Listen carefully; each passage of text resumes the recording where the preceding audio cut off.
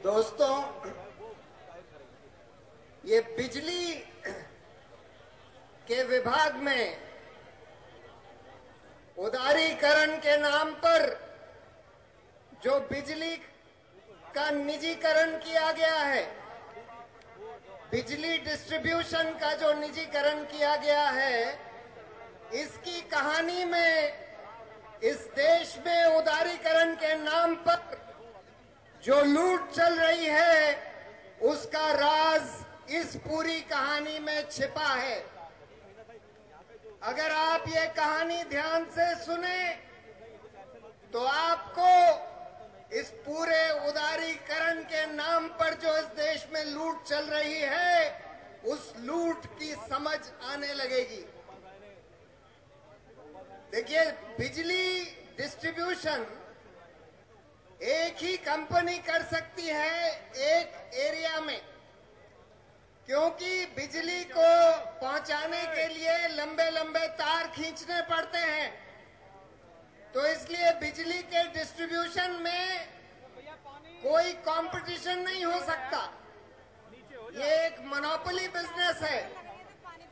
बिजली की कंपनी आपसे जो दाम चार्ज करेगी आपको देना पड़ेगा, नहीं तो वो कहते हैं कि आपकी बिजली काट दी जाएगी।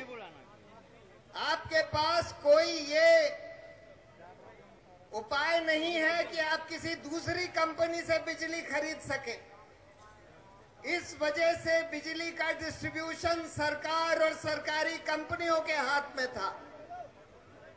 लेकिन भ्रष्टाचार के कारण, भ्रष्टाचार करते करते इन सरकारी कंपनियों को कंगाल बना दिया गया।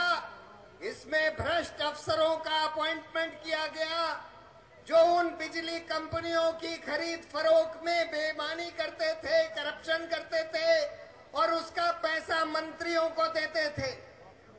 जब ये कंपनियां कंगाल होने लगी तो ये तर्क दिया गया कि ये कंपनियां तो बहुत भ्रष्ट हैं, सरकारी कंपनियां। सरकार ये तर्क दे रही थी कि हमारी कंपनियां भ्रष्ट हैं, इसलिए हमको बिजली का निजीकरण करना पड़ेगा, इन कंपनियों का निजीकरण करना पड़ेगा और निजी कंपनियों को ये सौंपना पड़ेगा। तो क्या किया गया?